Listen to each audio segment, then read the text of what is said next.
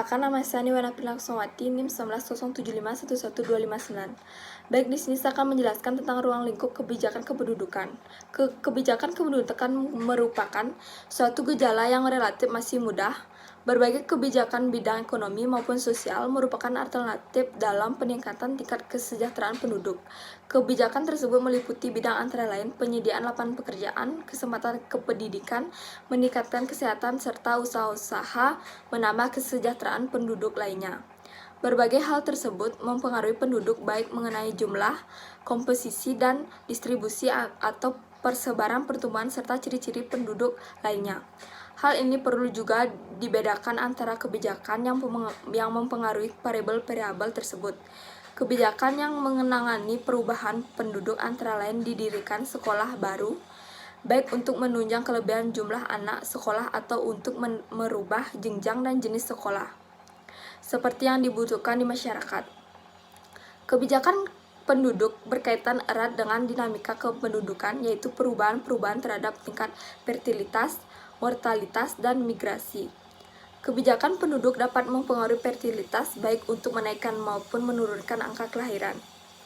Pada waktu ini, kebijakan mengenai fertilitas hanya dihubungkan dengan penurunan fertilitas melalui keluarga berencana.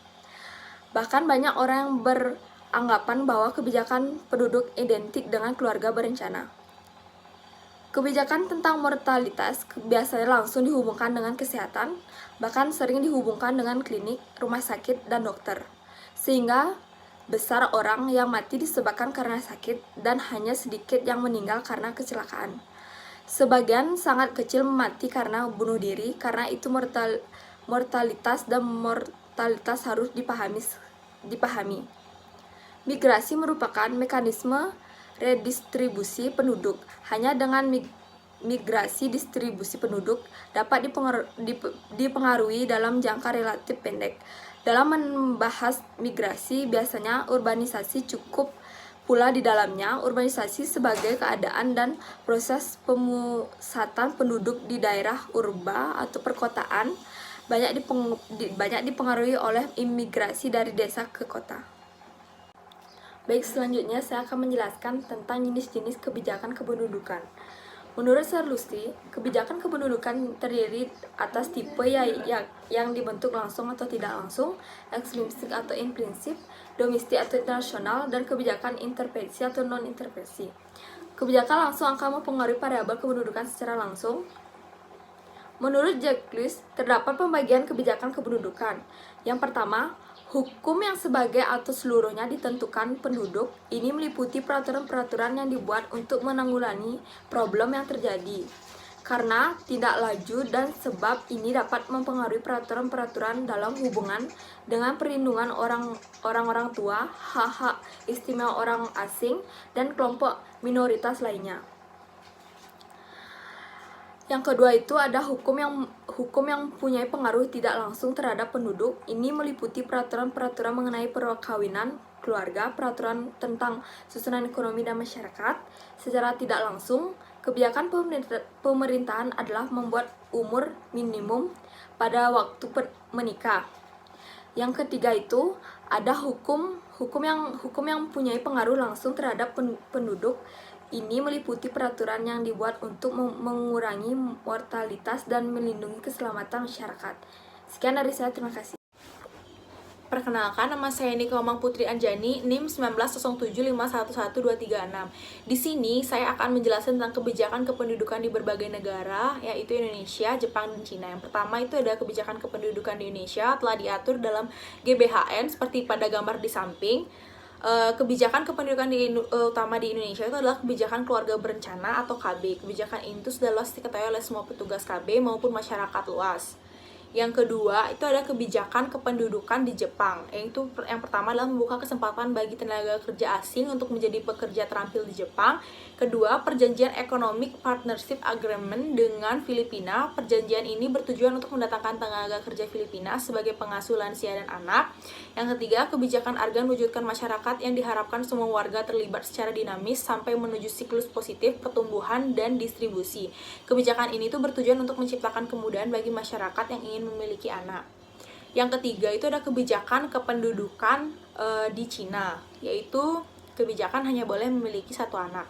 Kebijakan satu anak adalah salah satu jenis program keluarga berencana atau family planning yang bertujuan untuk mengontrol kelahiran dalam setiap keluarga. Family planning atau program keluarga berencana itu diperkenalkan tidak hanya oleh Tiongkok, tetapi juga oleh beberapa negara di dunia. Namun, pada November 2013, pemerintah Tiongkok itu memutuskan melonggarkan kebijakan ini karena banyak beberapa yang menentang tentang kebijakan ini, dan kemudian pada bulan Oktober 2015 pemerintah memutuskan untuk mengizinkan setiap pasangan suami istri memiliki anak kedua. Di sini saya akan menjelaskan tentang analisis pertumbuhan penduduk di Kota Semarang, khususnya di Kecamatan Gajah Mungkur. Yang pertama, pertumbuhan penduduk itu apa sih? Pertumbuhan penduduk itu merupakan keseimbangan dinamis antara dua kekuatan yang menambah atau yang mengurangi jumlah penduduk.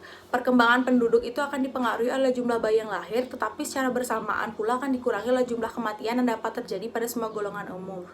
Faktor pertumbuhan penduduk yang paling tinggi di kecamatan ini adalah jumlah penduduk, kelahiran, dan migrasi datang. Faktor penyebab pertumbuhan penduduk itu meliputi kelahiran, kematian, dan migrasi. Yang pertama itu ada tabel 1, angka kelahiran. Itu tahun 2002 sampai 2012 itu angka kelahiran itu mengalami kenaikan, namun pada tahun 2010 menurun sebesar 992 atau 10,21%.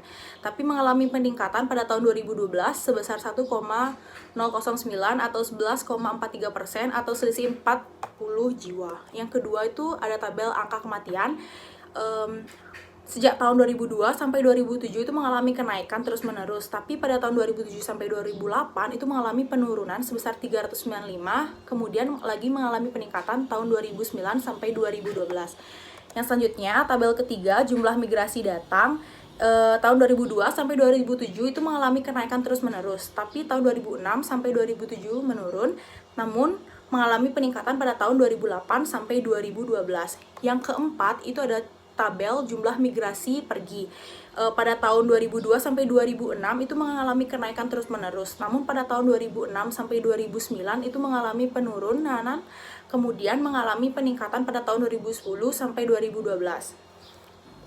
Yang kelima itu ada tabel laju pertumbuhan penduduk, yang dimana faktor pertumbuhan penduduk yang paling banyak di Kecamatan Gajah Mungkur adalah jumlah penduduk, KK, kelahiran, dan migrasi datang. Hal ini disebabkan oleh jumlah penduduk dari tahun ke tahun akan bertambah dan semakin padat penduduk, dan migrasi datang perpindahan dari daerah desa ke kota. Kondisi pemukiman di Kecamatan Gajah Mungkur ini berdasarkan hasil penelitian termasuk dalam pemukiman padat. Hal tersebut dikarenakan semakin padatnya penduduk yang ada di Kecamatan Gajah Mungkur, namun yang sangat berpengaruh terhadap perkembangan pemukiman itu adalah faktor pertumbuhan penduduk yang meliputi kelahiran, migrasi masuk, dan jumlah kepala keluarga terus bertambah sehingga menyebabkan pemukiman semakin padat. Sekian presentasi dari saya, terima kasih. Perkenalkan, nama saya Niko Manggai Perlia dengan NIM 19075111215. Di sini saya akan mempresentasikan tentang analisis dan pembahasan fertilitas. Fertilitas sebagai istilah demografi diartikan sebagai hasil reproduksi yang nyata dari seorang wanita atau kelompok wanita. Istilah fertilitas adalah sama dengan kelahiran hidup atau live birth, yaitu terlepasnya bayi dari rahim seorang perempuan dengan ada tanda-tanda kehidupan, misalnya berteriak, bernafas, jantung berdenyut, dan lain sebagainya. Seorang perempuan yang secara biologi subur tidak selalu melahirkan anak-anak yang banyak, misalnya dia mengatur fertilitas dengan abstinensi atau menggunakan alat-alat kontrasepsi. Selanjutnya, pengukuran dan pola fertilitas. Ada dua macam pengukuran fertilitas, yaitu pengukuran fertilitas tahunan dan fertilitas kumulatif. Pengukuran fertilitas tahunan adalah mengukur jumlah kelahiran pada tahun tertentu dihubungkan dengan jumlah penduduk yang mempunyai resiko untuk melahirkan pada tahun tersebut. Ada 3 ukuran-ukuran fertilitas tahunan, yaitu yang pertama, tingkat fertilitas kasar atau crude birth rate atau CBR atau CBR adalah banyaknya kelahiran hidup pada suatu tahun tertentu tiap 1000 penduduk pada pertengahan tahun. Yang kedua ada General Fertility Rate atau GFR atau tingkat fertilitas umum. CBR sebagai ukuran dasar fertilitas dianggap terlalu kasar karena membandingkan jumlah kelahiran dengan jumlah penduduk pertengahan tahun. Lalu yang ketiga ada Age Specific Fertility Rate atau ASFR. Di antara kelompok wanita usia reproduksi 15-49 tahun terdapat variasi kemampuan melahirkan, karena itu perlu dihitung tingkat fertilitas wanita pada tiap-tiap kelompok umur tersebut. Selanjutnya ada tabel 6.1 di mana contoh perhitungan ASFR. Data perhitungan ASFR menunjukkan bahwa angka ASFR selalu sangat bervariasi menurut kelompok umur. Pola yang terlihat dapat dikatakan seperti huruf U terbalik, di mana yaitu angka ASFR meningkat dengan meningkatnya umur wanita sampai pada titik tertinggi yaitu pada kelompok umur 25-29 tahun. Kemudian terus menurun sampai terendah pada kelompok umur 45-49 tahun. Lalu yang terakhir ada tingkat fertilitas menurut urutan kelahiran. Tingkat fertilitas menurut urutan kelahiran sangat penting untuk mengukur tinggi rendahnya fertilitas suatu negara. Selanjutnya ada faktor-faktor yang mempengaruhi fertilitas. Yang pertama, faktor sosial akan mempengaruhi fertilitas melalui variabel. Itu dapat dibedakan menjadi yang pertama, faktor-faktor yang mempengaruhi kemungkinan hubungan kelamin pada usia reproduksi. Itu ada umur memulai hubungan kelamin, selibat permanen yaitu proporsi perempuan yang tidak pernah mengadakan hubungan kelamin. Yang ketiga ada abstinensi sukarela. Yang keempat ada abstinensi karena terpaksa atau impotensi sakit berpisah sementara yang tidak dapat dihindari. Frekuensi hubungan seks atau tidak termasuk abstinensi.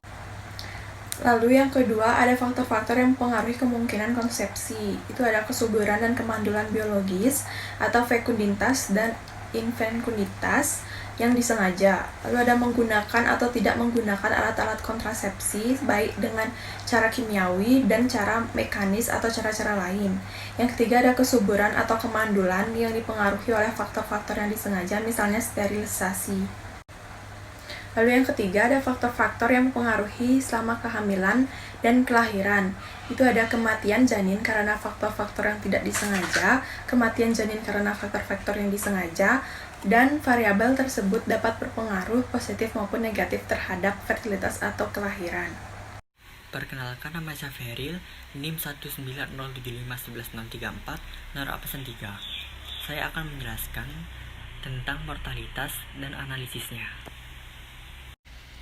Menurut WHO, mortalitas adalah suatu peristiwa menghilangnya semua tanda-tanda kehidupan secara permanen yang bisa terjadi setelah kelahiran hidup. Angka kematian bayi AKP di Banyuwangi dalam 6 tahun terakhir mengalami penurunan. Pada tahun 2019, angka kematian bayi tercatat sebanyak 5 dari 1.000 kelahiran. Dengan melakukan banyak inovasi di bidang pelayanan kesehatan, pemerintah berhasil menekankan angka kematian bayi di Kabupaten Banyuwangi dengan salah satu upaya untuk stop angka kematian ibu dan anak. Program ini dinamakan dengan program Sakinah. Jumlah kematian bayi dari tahun 2011 sampai 2019 memiliki nilai yang fluktuatif. Nilai tertinggi terjadi pada tahun 2012, sebesar 213 bayi meninggal. Di tahun 2018, jumlah kematian bayi mencapai 138 jiwa. Ini mengalami peningkatan dari tahun sebelumnya, yang hanya mencapai 111 jiwa. Salah satu indikator kesehatan selain angka kematian bayi adalah angka kematian ibu. Untuk terus menekankan angka kematian ibu, pemerintah Banyuwangi terus melakukan terobosan agar jumlah ibu yang meninggal saat melahirkan terus berkurang. Salah satunya adalah dengan program Pemburu Bumil Risti. Program ini terbukti ampuh menjadikan Kecamatan Sempu zero kematian ibu pada tahun 2015. Jumlah kematian ibu selama tahun 2011 sampai 2018, jumlah kematian ibu terbesar terjadi pada tahun 2013, yang mengalami nilai tertinggi sebanyak 33 kasus. Kondisi balita yang mengalami gizi buruk di Kabupaten Banyuwangi cenderung mengalami penurunan dari tahun 2012 sampai 2019. Pada tahun 2019, angka balita yang mengalami gizi buruk di Kabupaten Banyuwangi kembali menurun menjadi 0,45%. Angka harapan hidup saat lahir didefinisikan sebagai rata-rata perkiraan banyak tahun yang dapat ditempuh oleh seseorang sejak lahir. AHH mencerminkan derajat kesehatan suatu masyarakat. AHH dihitung dari sensus survei kependudukan. Angka harapan hidup di Kabupaten Banyuwangi pada tahun 2011 sampai 2019 sudah cukup baik, cenderung mengalami kenaikan setiap tahunnya. Kenaikan yang paling signifikan terjadi pada tahun 2019 sebesar 0,70,41 tahun. Dengan melihat tingkat kesehatan masyarakat melalui angka kematian bayi, angka kematian ibu melahirkan, dan angka usia harapan hidup di atas, maka diperoleh indeks kesehatan Kabupaten Banyuwangi sebesar 0,78.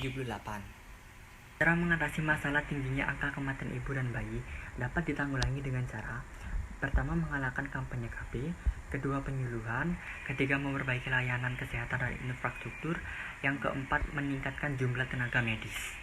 Demikian isi presentasi dari kelompok kami. Semoga apa yang kami sampaikan dapat bermanfaat bagi kita semua. Sekian dan terima kasih.